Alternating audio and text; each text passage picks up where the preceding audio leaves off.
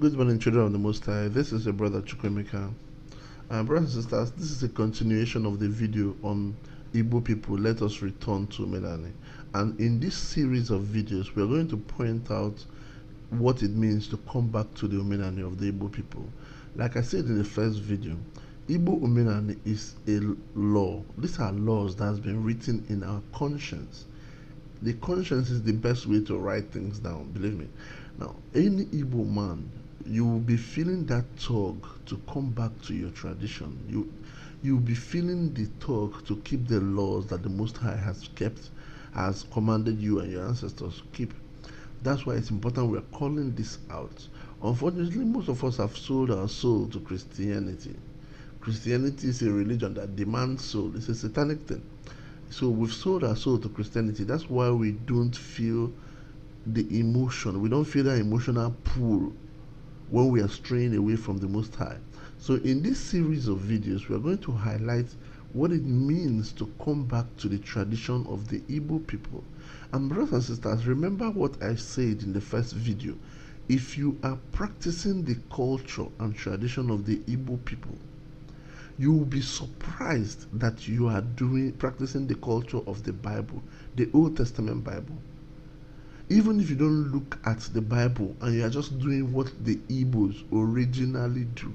Let's say you just set out to say, okay, let me find out what my ancestors did and how they did it and why they did it, and let me follow that way. If you see yourself doing what the Igbos originally did, you will be surprised, shocked to your bone marrow, that you are doing what the Old Testament Bible commanded. And I even feel bad calling it Old Testament Bible because it is the Bible. The New Testament is just, like I've said that on so many occasions, it's not a Bible, it's a bunch of letters. The main Bible is in the Old Testament. Now, what we're going to do here, I know that most of you who watch my videos don't need convincing that we, the Igbo people, are the true biblical people. We are the people the Bible is talking about. I know that most of you don't need convincing on that. But what we're going to do here is this. I'm going to talk about what it means to come back to Igbo tradition, just Igbo tradition only. And then at the end of any one of them, I'll give you the biblical equivalent that talks about that same thing so that you see it. So know that these traditions were kept by our ancestors for hundreds and hundreds of years. This is the tradition that is kept by our fathers in the villages. These are people that are illiterate. They've not read the Bible. They didn't see the Bible when they started keeping this tradition. But when we mention this tradition, you will see clearly that these things are in the Bible. Now, in the first video, we talk about worshiping idols. That's the first thing. Igbos don't worship idols, okay? If you find out the truth, if you go to your villages and ask Christians, Igbos don't worship alosi. Actually, we call idols abomination. These are idols, okay? We worship the gods of our father. The God of our father is the God of Abraham. That's what we call Chukwu Abiyama. That cannot be a coincidence. It cannot be a coincidence that the people who are called Igbo or Igbos or Hebrews or whatever however you want to pronounce that name, worship a God that sounds the same as God of Abraham that the Bible is talking about. That cannot be a coincidence. If you still think it's a coincidence, then you are just in denial, and there's nothing anyone can do for you, especially me. I can't do anything for you. Okay? Now, to buttress that point that was not in the first video, if you read the book of Deuteronomy chapter 29, in verse 26, it says that you should not worship a God that has not been assigned to you. This is what brings wahala in Igbo land today. This is why we are in so much trouble. You leave the God of your fathers and start worshiping a God of another people. That is the problem. You go to Igbo meetings today, you see people, Igoji to bless the kola nut. They will be blessing kola nuts in Jesus' name. What kind of stupidity is that? I was in a meeting one day and somebody did that and I was like, my friend, if you want to bless kola nut, bless kola nut. If you want to start a Christian church, go and do that. You cannot put on what kind of nonsense? How can you be adulterating our tradition in that way? Okay, that's you. When you leave the God of your fathers to go and worship Jesus, this is the kind of wahala it causes. I mean, I'm surprised that our people are not patriotic enough to see how damaged our communities are. and to tie it down to our religious affiliation, that this is the reason. Oh, alụsị Jesus anyị ji bute ọ na-ebute nsogbu a.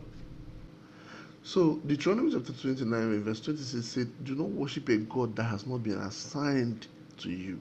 There are gods that are assigned to other people. Leave the Romans to worship their God. Leave the Greeks to worship their God. Leave the Hindus to worship their God. You go back to your own God, the God of your fathers. Now, the next point I want to point out here is the issue of telling the truth. As the Igbo Omenani, as an Igbo man or woman, you are obligated to tell the truth in Igbo assembly. Wherever you are, in the midst of Igbo people, you are obligated to tell the truth. It is an abomination for you to lie in a public assembly. This is an abomination, to do what the land does not tolerate. To tell lies in the presence of other people. This is Igbo tradition.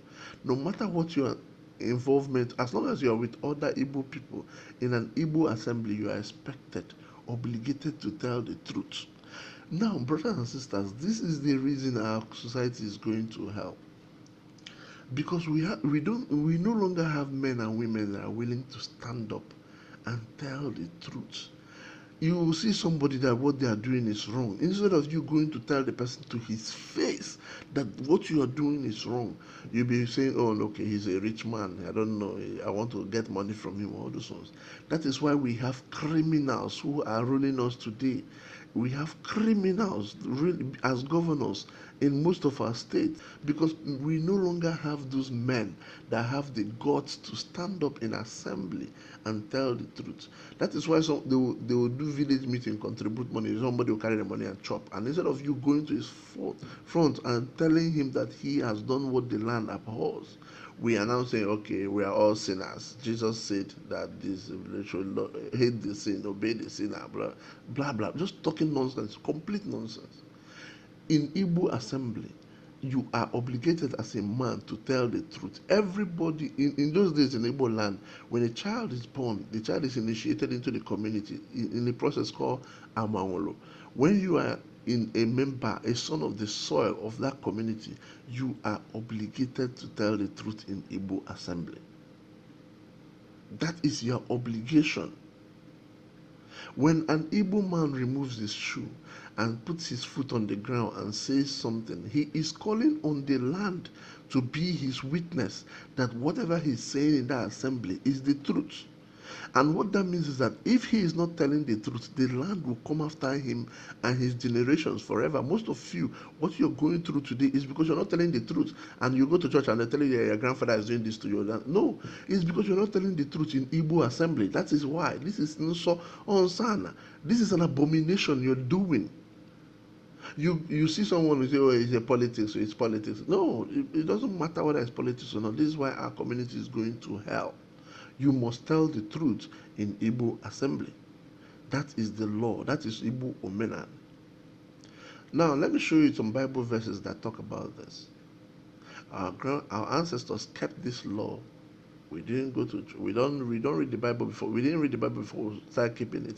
But let me show you where this is as a law in the Bible. Okay. The next one I want to talk about, children of the Most High, and this is actually very important, is murder. Committing murder, killing people. Igbos, we don't kill. Some of you may be surprised to hear this, but it's actually true.